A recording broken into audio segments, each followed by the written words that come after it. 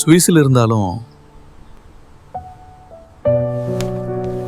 இந்த பழைய வீட்டை திருத்த இன்னும் காலம் பிறக்குது இல்லையே. என்னங்க காலம் பிறந்துடுச்சுங்க. இங்க பாருங்க, வீடு, கிச்சன், குளியலறை எல்லாமே திருத்தி கொடுக்கறாங்க. Modern house. வீடு பழையதா இருந்தாலும் ஸ்டைல் புதுசா இருக்கணும். Modern house. உங்கள் வீட்டின் புதிய ஆரம்பம். இப்பவே அழையுங்கள். வணக்கம். நீங்கள் இணைந்திருப்பது சுவிஸ் தமிழ் டிவியின் இன்றைய இரவு நேர பிரதான செய்திகளோடு. செய்தி ஆசிரியர் தேவா மதன், வாசிப்பவர் AS பாரதி. விரிவான செய்திகளுக்கு முன் தலைப்புச் செய்திகள். தூதரக அதிகாரிகளின் மகளுக்கே குடியிருப்பு அனுமதி அளிக்க மறுத்த சுவிஸ் நீதிமன்றம். சுவிஸில் தாய், தந்தை மற்றும் சகோதரியை கத்தியால் தாக்கிய நபர். சாலை போக்குவரத்தில் கவனச்சிதறல். சூரிச் மாநில காவல்துறையின் எச்சரிக்கை. சூரிச்சில் வீடுகள் உள்ளூர் மக்களுக்கு முன்னுரிமை வழங்க புதிய மக்கள் வாக்கெடுப்பு முயற்சி. வாகன ஓட்டிகளுக்கு லூசேர்ன் போலீசார் விடுத்த அவசர எச்சரிக்கை. கோடையில் சுவிட்சர்லாந்து ஆல்ப்ஸில் பலர் உயிரிழப்பு. வெளியான காரணம். சுவிட்சர்லாந்தில் தடைகளை தாண்டி மீண்டும் மக்களோடு மக்களுக்காக எமது சேவை. ஈஃப்ளை நிறுவனத்தின் மற்றும் ஒரு புதிய பரிணாமம். இலங்கை உட்பட அனைத்து நாடுகளுக்குமான பணப்பரிமாற்று சேவை ஈஃப்ளை மணி எக்ஸ்சேஞ்ச். நியாயமான விலை, விரைவான சேவை, நம்பிக்கையான முகவர். ஈஃப்ளை மணி எக்ஸ்சேஞ்ச். தொடர்புகளுக்கு அழையுங்கள். 079 106 06 06 அல்லது 044 666 07 07. மின்னுவதெல்லாம் பொன்னாகுமா? எத்தனை போட்டியாளர்கள் வந்தாலும் 30 ஆண்டுகளுக்கு மேலாக சுவிஸ் வாழ் மக்களின் அசைக்க முடியாத நம்பிக்கைக்குரிய ஒரே ஒரு தமிழர் பதிப்பகம் சேகர் சுவிஸ் பதிப்பகம். தொடர்புகளுக்கு 079 52 49 585. தொடர்பான விரிவான செய்திகள். கென்யா நாட்டு தூதரக அதிகாரிகளின் மகளான ஓர் இளம்பெண் தன் வாழ்நாள் முழுவதுமே சுவிட்சர்லாந்தில் வாழ்ந்த நிலையிலும் அவருக்கு குடியிருப்பு அனுமதி வழங்க சுவிஸ் அரசு மறுத்துவிட்டது. அதாவது சில குறிப்பிட்ட தூதரக பணிகளில் ஈடுபடும் வெளிநாட்டவர்களுக்கும் அவர்களுடைய பிள்ளைகளுக்கும் அவர்கள் தங்கள் பணிக்காலத்தில் சுவிட்சர்லாந்தில் தங்கியிருப்பதற்காக லெஜிட்டிமேஷன் கார்டு எனும் ஒரு அனுமதி அட்டை வழங்கப்படும். சுவிட்சர்லாந்தில் ஐநா அமைப்பின் சார்பில் பணியாற்றிய கென்ய தூதரக அதிகாரிகளான ஒரு தம்பதியரின் மகளுக்கும் இந்த அட்டை வழங்கப்பட்டுள்ளது. இந்த நிலையில் 17 வயதான அந்த பெண் 2017ஆம் ஆண்டு சுவிஸ் குடியுரிமைக்கு விண்ணப்பித்துள்ளார். ஆனால் அவருக்கு குடியுரிமை மறுக்கப்பட்டு விட்டது. ஆகவே அவர் குடியிருப்பு அனுமதிக்கு விண்ணப்பித்துள்ளார். அவர் வாழும் வாட் மாகாணம் அவருக்கு உதவ முடிவு செய்த நிலையிலும் 2021ஆம் ஆண்டு புலம்பெயர்தலுக்கான சுவிஸ் மாகாண செயலகம் அவரது கோரிக்கையை நிராகரித்து விட்டது.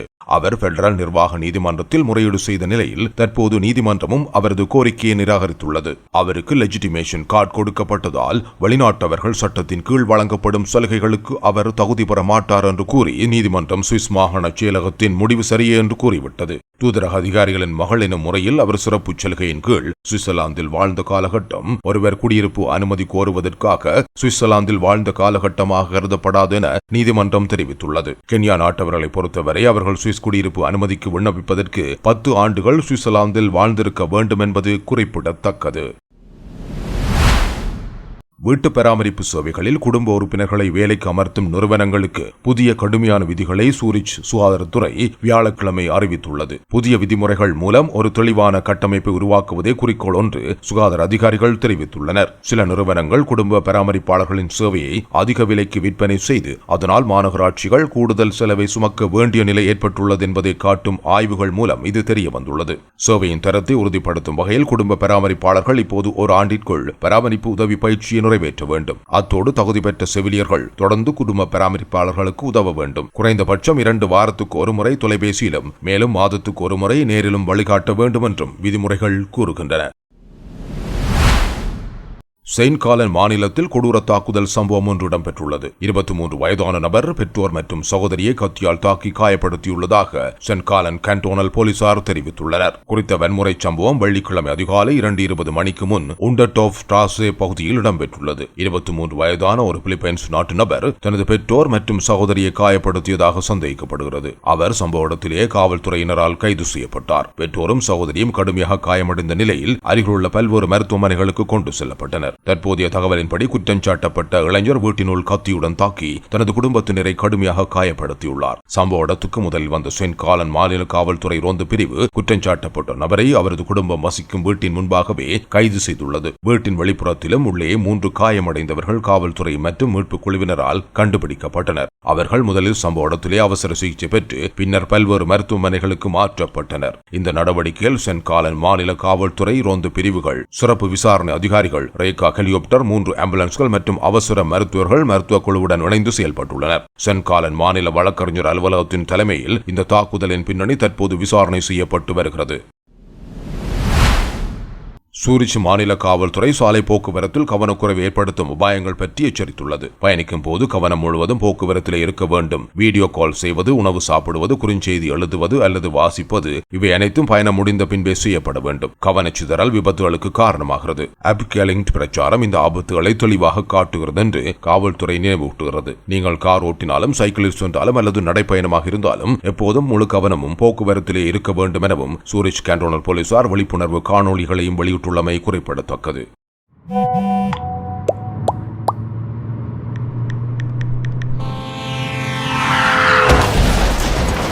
Abgelenkt? Lassen Sie sich nicht ablenken. சிறிய இடைவெளியின் பின்னர் செய்திகள் தொடரும். பரம்பரையாக நகை தொழிலில் அனுபவம் பெற்றவர்களால் நடத்தப்படும் சூரிச் நகரின் தங்கச் சுரங்கம் ஸ்ரீ ஜுவல்லரி. பழைய நகைகளை கொடுத்து புத்தம் புதிய டிசைன்களில் புதிய நகைகளை பெற்றிடவும், நகை திருத்த வேலைகளை உடனுக்குடன் செய்து முடிக்கவும், தாலிக்கொடி முதல் ஜொலிக்கும் தங்க நகைகள் வரை உங்கள் அழகிற்கு மேலும் அழகு சேர்க்க ஸ்ரீ ஜுவல்லரியை நாடுங்கள். தொடர்புகளுக்கு 0363668009. சுவிட்சர்லாந்தில் வீட்டு கடன், வங்கி கடன் மற்றும் அனைத்து விதமான காப்புறுதிகள் உட்பட ரியல் எஸ்டேட் மற்றும் தவணை கட்டணத்தில் சோலார் பொருத்தும் சேவையை மேற்கொண்டு வரும் VTS Finance நிறுவனத்தினர் தனது சேவையை தாயகத்திலும் காப்பதிக்கின்றனர். இனிமேல் இலங்கையில் சொத்துக்களை வாங்க விரும்புகிறவர்கள் சுவிஸில் இருந்தே வாங்க முடியும். VTS Finance சுவிட்சர்லாந்தில் அங்கீகரிக்கப்பட்ட முகவர், உங்கள் நம்பிக்கையின் பங்காளி. ஆல் ஏரியாவிலையும் ஐயா கில்லிடா.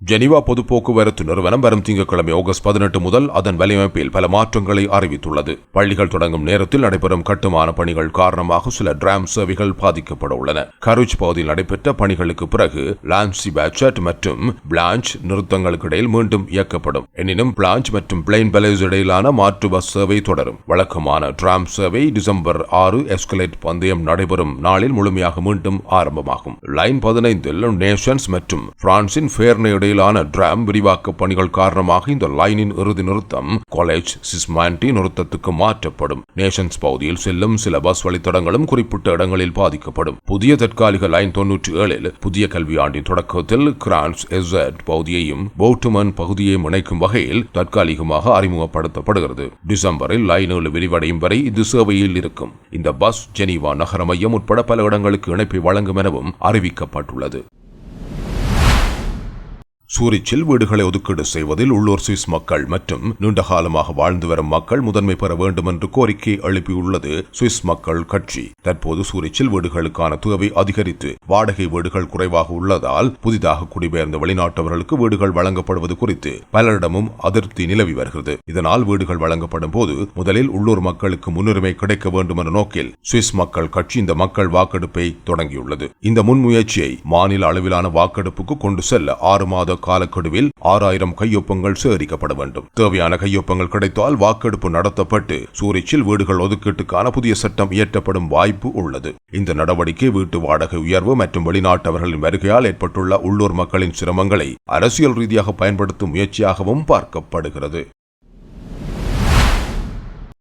கோடை காலங்களில் சுவிட்சர்லாந்தின் ஆல்ப்ஸ் மலைகள் பொதுவாக சுற்றுலா பயணிகள் மற்றும் இயற்கை விரும்புவோருக்கு முக்கிய இடமாக திகழ்கின்றன. பள்ளி விடுமுறை காலம் மற்றும் நல்ல வானிலை காரணமாக இப்பகுதிக்கு வரும் மக்கள் எண்ணிக்கை பெரிதும் அதிகரிக்கிறது. இதன் மூலம் இயற்கையாகவே பல அபாய சம்பவங்கள் அதிகரிக்கின்றன. ஹைக்கிங் போன்ற செயல்களில் பலர் பாதுகாப்பு வழிமுறைகளை பின்பற்றவில்லை என்பது மிகவும் கவலைக்குரியது. குறிப்பாக அதிக உயரமான மலைப்பகுதிகளில் கம்பிகள், கிராம்புவான்கள் மற்றும் சரியான காலணிகள் போன்ற பாதுகாப்பு கருவிகளை பயன்படுத்தாமல் பயணிப்பவர்கள் அதிகமாக காணப்படுகின்றனர். இதனால் பாறைகள் விழுதல், சறுக்கல் அல்லது பள்ளத்தாக்கில் கீழே விழுதல் போன்ற விபத்துகளுக்கு ஏதுவான நிலை அதிகரிக்கிறது. நிபுணர்கள் கூறுவதன்படி பயணிகள் பாதுகாப்பு உபகரணங்களை தவறவிட்டால் அவர்கள் எதிர்கொள்ளும் அபாயங்களை சரியாக மதிப்பிட முடியாது. இதனால் கோடை காலத்தில் ஆல்ப்ஸில் ஏற்பட்ட உயிரிழப்புகள் பெரும்பாலும் கவனக்குறைவினாலே ஏற்பட்டுள்ளன. மேலும் மலைப்பயணிகள் சரியான பயிற்சி இல்லாமல், காலநிலை மாற்றங்களை கவனிக்காமல் குழப்பமான வழிகளை கடக்க முயற்சிப்பதும் உயிரிழப்புகளுக்கு வழிவகுக்கிறது. இதனால் பயணிகளுக்கு பாதுகாப்பு நடைமுறைகளை கடைபிடிப்பது அவசியமாகும். மேலும் மேல்நிலை மலைப்பயணிகள் கூட வழிகாட்டிகள் மற்றும் பாதுகாப்பு கருவிகளுடன் செல்ல வேண்டும் என அறிவுறுத்தப்பட்டுள்ளது. லூசர்ன் போலீஸ் தவறான இடத்தில் கார் நிறுத்துவதால் ஏற்படும் அபாயங்கள் தொடர்பில் எச்சரிக்கை மற்றும் விழிப்புணர்வு காணொலி ஒன்றை வெளியிட்டுள்ளது. குறுகிய நேரம் கூட கார்களை தவறான இடத்தில் நிறுத்துவதால் போக்குவரத்து சிக்கல் அடைந்து கொள்ளும். அத்தோடு பொதுச்சத்து பாதுகாப்பும் பாதிக்கப்படும். மேலும் தவறான இடத்தில் நிறுத்தப்படும் வாகனங்கள் வெறும் தடை மட்டுமல்ல, பலவீனமான சூழலில் மிக ஆபத்தானதாகவும் மாறக்கூடும் என்பதை நினைவூட்டப்படுகிறது. அதனால் போக்குவரத்து விதிகளை பின்பற்றி கார்கள் எப்போதும் சரியான இடத்தில் நிறுத்தப்பட வேண்டும் என்று அனைத்து ஓட்டுநர்களுக்கும் எச்சரிக்கை விடுக்கப்படுவதாக போலீசார் அறிவித்துள்ளனர். இவ்வாறு தேவையற்ற இடங்களில் வாகனங்களை குறுகிய நேர இடைவெளிகளில் நிறுத்தும் போது, குறிப்பாக தீயணைப்பு மற்றும் ஆம்புலன்ஸ் போன்ற அவசர சேவைகளின் போதான வாகன பயணத்துக்கு அதிக இடையூறாக அமையும் என்பதையும் போலீசார் சுட்டிக்காட்டியுள்ளனர். எனவே நீங்கள் தவறான இடங்களில் வாகனங்களை இவ்வாறு நிறுத்தி வைப்பதால் வீணான தண்டப்பணம் செலுத்த வேண்டும் எனவும், இது பொது பாதுகாப்பை மேம்படுத்தும் ஒரு முக்கிய நடவடிக்கையாகும் எனவும் லூசர்ன் காவல்துறை தெரிவித்துள்ளது. Es ist ein Leidungsthema, das aber immer wieder vorkommt. Man will schnell etwas Kleines posten oder abholen, es hat keinen freien Parkplatz, dann stellt man sein Fahrzeug in der zweiten Reihe hin, womöglich stellt man noch den Pannenblinker. Das geht nicht, das kann zu gefährlichen Situationen führen oder man tut beispielsweise in der Feuerwehr Durchfahrt verunmöglichen. Darum ist es nicht erlaubt, dass ihr euch ein Fahrzeug ausserhalb von markierten Feldern abstellen und das kann einen Buß geben. Es gibt Ausnahmen, das ist, wenn ihr einen Güterumschlag machen. Güterumschlag sind grosse, sperrige Sachen, die dürfen ihr ein- oder ausladen. Selbstverständlich dürfen ihr auch dort niemanden behindern oder gefährden.